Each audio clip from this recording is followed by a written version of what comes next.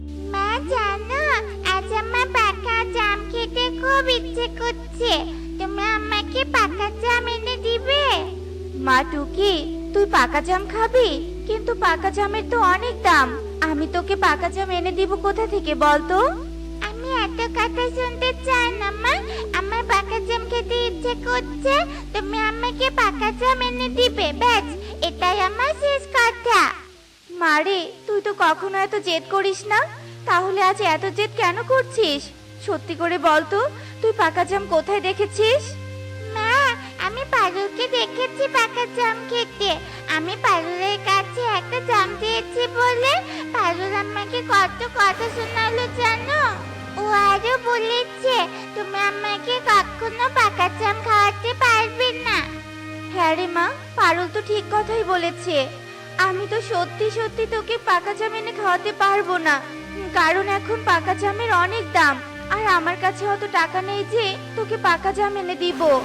তার মানে সবাই ঠিক কথাই বলে, আমরা গরিব পাখি, তাই আমার সাথে কেউ মিশতে চায় না, আর আমার সাথে খেলা করতেও চায় না। এসব বলে টুকি অনেক কাঁদতে থাকে আর সেখান থেকে নিজের ঘরে চলে যায়। মেয়েটা আমার অনেক কষ্ট পেয়েছে, আর যদি টোনা বেঁচে থাকতো তবে কখনো মেয়েটাকে এভাবে কষ্ট পেতে হতো না। হে সৃষ্টিকর্তা, এই কষ্টের দিন কি কখনো শেষ হবে না? আমি যে আর এত কষ্ট সহ্য করতে পারছি না। এ কি কালু, তুমি এখনো শুয়ে আছো? কাজে যাবে না? ঘরে যে কোনো খাবার নেই। আহা কাকুলি, আমাকে বিরক্ত করো না তো। আমাকে একটু শান্তিতে ঘুমাতে দাও। আগে ঘুম, তারপর কাজ, বুঝেছো? হ্যাঁ হ্যাঁ, তুমি ঘুমিয়েই থাকো, আর টুনি কাজে গিয়ে অনেক টাকা ইনকাম করুক, আর বনের মধ্যে ধনী পাখি হয়ে যাক। তখন টুনির কথা উঠতে হবে আর বসতে হবে। কি, টুনি কাজে গেছে? সেটা তুমি আমাকে আগে বলনি কেন? টুনি ধনী পাখি হবে সেটা তো আমি কিছুতেই হতে দিব না। আমি এক্ষুনি কাজে যাব, আর টুনির চেয়েও বেশি টাকা ইনকাম করব। তার আগে আমাকে কিছু খেতে দাও তো দেখি। আচ্ছা ঠিক আছে, দিচ্ছি। এরপর কালুকাক খাবার খেয়ে কাজে চলে যায়।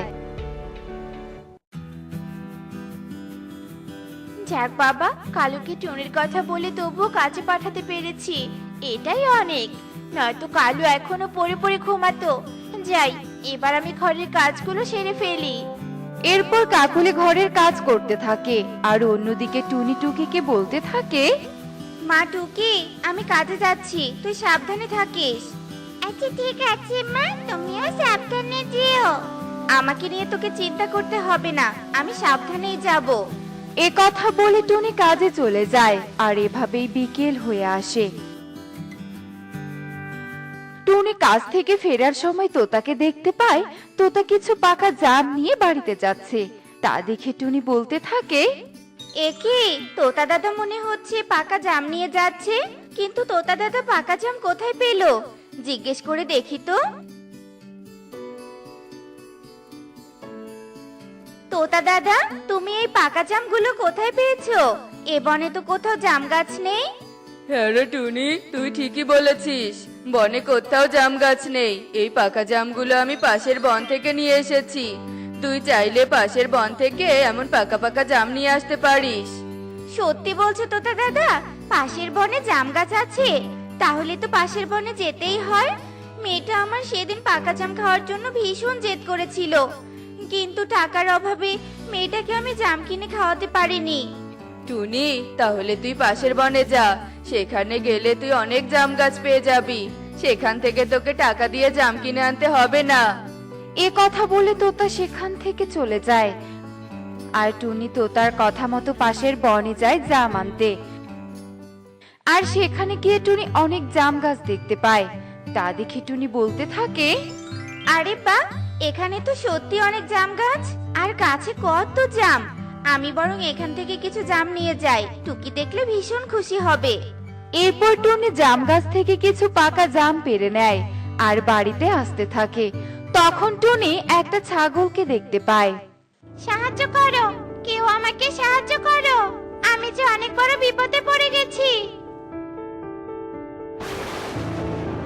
এ কি, কি হয়েছে তোমার? তুমি এভাবে কান্না করছো কেন? আমি আমার মালকিনকে হারিয়ে ফেলেছি।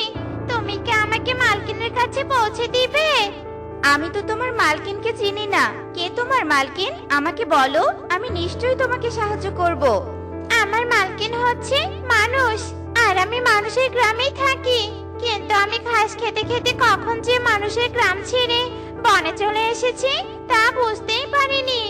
এখন কোন পথ দিয়ে গেলে আমি মানুষের গ্রামে পৌঁছে যাব তা তো বুঝতে পারছি না। তুমি আমাকে দয়া করে একটু সাহায্য করো। ও আচ্ছা, তুমি মানুষের গ্রামে থাকো? আচ্ছা ঠিক আছে, আমি তোমাকে মানুষের গ্রামে পৌঁছে দিচ্ছি। তুমি কোনো চিন্তা করো না, তুমি আমার সাথে এসো। এরপর টুনি ছাগলকে নিয়ে মানুষের গ্রামে যেতে থাকে আর কিছুক্ষণের মধ্যে টুনি ছাগলকে নিয়ে মানুষের গ্রামে পৌঁছে যায়। একি শশী, তুই কোথায় চলে গিয়েছিলি? আমি সে কখন থেকে তোকে খুঁজেই যাচ্ছি, সেদিকে দেখছি তোর কোনো খেয়ালই নেই। আসলে মালকিন, আমি ঘাস খেতে খেতে অন্য বনে চলে গিয়েছিলাম। সেখান থেকে ফিরে আসতে পারছিলাম না। এই টুনি পাখি আমাকে তোমার কাছে আসতে সাহায্য করেছে। টুনি পাখি না থাকলে আজ হয়তো আমি তোমার কাছে ফিরে আসতেই পারতাম না। কি বলছিস শশী? তুই হারিয়ে গিয়েছিলি আর এই টুনি পাখি তোকে সাহায্য করেছে? আমি তো বিশ্বাসই করতে পারছি না। বিশ্বাস না করলে ওইটাই সত্যি মালকিন, টুনি পাখি আমাকে সাহায্য করেছে। টুনি বোন, তোকে অনেক ধন্যবাদ আমার শশীকে আমার কাছে ফিরিয়ে দেওয়ার জন্য। তুই চাইলেই আমার শশীকে ধরে নিয়ে যেতে পারতি, কিন্তু তুই তা করিসনি। উল্টো আমার শশীকে আমার কাছে ফিরিয়ে দিয়েছিস। তোর এই উপকারের কথা আমি কখনোই ভুলবো না। হয়েছে দিদি, তুমি আর আমাকে ধন্যবাদ দিয়ে ছোট করো না। শশী আমার কাছে সাহায্য চেয়েছিল, তাই আমি শশীকে সাহায্য করেছি। এর চেয়ে বেশি কিছুই না। সত্যি তোর মতো নির্লোভ পাখি আমি কখনো দেখিনি। ঠিক আছে দিদি, এবার আমার দেরি হয়ে যাচ্ছে, আমাকে বাড়িতে ফিরে যেতে হবে। তুমি ভালো থেকো, এবার আমি আসি। টুনি বোন, তুই একটু দাঁড়া, আমি এক্ষুনি আসছি। এরপর মালতী ঘরে যায় আর ঝুড়ি ভর্তি করে কিছু ফল নিয়ে আসে আর তা টুনিকে দেয়। টুনি ফল নিয়ে বাড়িতে চলে যায়। মা, তুমি এত ফল কোথায় পেয়েছো? তুমি না বলেছিলে তোমার কাছে টাকা নেই? এরপর টুনি টুকিকে সমস্ত কথা খুলে বলে আর সব শুনে টুকি অনেক খুশি হয় আর মজা করে ফল খেতে থাকে। দেখলে তো বন্ধুরা, নীলক পাখিকে সবাই ভালোবাসে, তাই আমাদেরও উচিত সৎ পথে চলা। তাহলে সবাই আমাদেরকে ভালোবাসবে। এমনই সব মজার মজার শিক্ষণীয় টুনি পাখির গল্প দেখতে আমাদের পাশেই থেকো। আর গল্পগুলো কেমন হচ্ছে তা কমেন্টে জানাতে ভুলো না কিন্তু। Bye bye. এই বিশাল আম বাগানটা হলো টুনির। স্বামী মারা যাবার পর এই আম বাগানের আম বিক্রি করেই টুনি তার সংসার চালাতো। গাছগুলোর কি অবস্থা! সব গাছে পোকা ধরেছে। পোকাগুলো পাতা ফল খেয়ে নষ্ট করছে। গাছে কীটনাশক দিতে হবে। আমি এখানে চিন্তায় চিন্তায় অস্থির হয়ে যাচ্ছি আর আমার ছেলে পড়ে পড়ে ঘুমাচ্ছে। রকি, এই রকি, কি রে, বেলা কত হয়েছে? সেদিকে কি খেয়াল আছে? আম গাছে কীটনাশক দিতে হবে। রকি, কি রে, কথা কানে যাচ্ছে না? বাজারে যেতে হবে। মা, বিরক্ত করো না তো, শান্তি করে একটু ঘুমাতে দাও। কাজ করতে আমার ভালো লাগে না। এত অলসতা ভালো নয়, বুঝেছিস? পরিশ্রম না করলে জীবনে সফল হতে পারবি না। মা, সকাল সকাল জ্ঞান দিও না তো। আমি এই রোদের মধ্যে বাজারে যেতে পারবো না। তুমি বাজারে যাও তো, আমাকে ঘুমাতে দাও। অবাধ্য অলস ছেলের কথা শুনে টুনি নিরুপায় হয়ে নিজেই বাজারে চলে যায় আর বাজার থেকে কিছু সার আর কীটনাশক কিনে আনে আর তার পুরো আম বাগানে ছড়িয়ে দেয়। এভাবে ভালোই যাচ্ছিল টুনির দিন। আরে জিয়ে, এভাবে মন খারাপ করে বসে আছিস কেন? কি হয়েছে রে তোর? মেয়ে শ্বশুর বাড়িতে আম কাঁঠাল পাঠাতে হবে, কিন্তু বাজারে তেমন ভালো আম পেলাম না। মেয়ের বাসায় আম কাঁঠাল না পাঠাতে পারলে খুব বিপদে পড়ে যাব রে। আরে তুই একদম চিন্তা করিস না, এখান থেকে কিছুটা দূরেই আমবাগানে টুনির ঘর রয়েছে। তুই বরং টুনির কাছেই যা, তোকে ঠিক আমের ব্যবস্থা করে দিবে। এরপর দিয়ে টুনির কাছে যায় আর তাকে সব কথা খুলে বলে। আমার আম বাগানে এখনো অনেক আম রয়েছে, তুমি চিন্তা করো না। আমি এক্ষুনি তোমাকে গাছ থেকে আম পেড়ে দিচ্ছি, তুমি আম নিয়ে যাওয়ার ব্যবস্থা করো। হ্যালো শালিক, তোর ভ্যানটা নিয়ে টুরির আম বাগানে আয় তো, আম নিয়ে যেতে হবে। এই যে তোমার টাকা, চলে তবে। এরপর টিয়ে আমের ঝুড়ি নিয়ে চলে যায়। এভাবেই টনি একা হাতে সব কাজ করে নিজের সংসার চালাতো, আর রকি অলসতা করে তার দিন কাটাতো। এখন টুনির তেমন রোজগার নেই, কারণ টুনির সব আম গাছ যত্নের অভাবে মারা গেছে।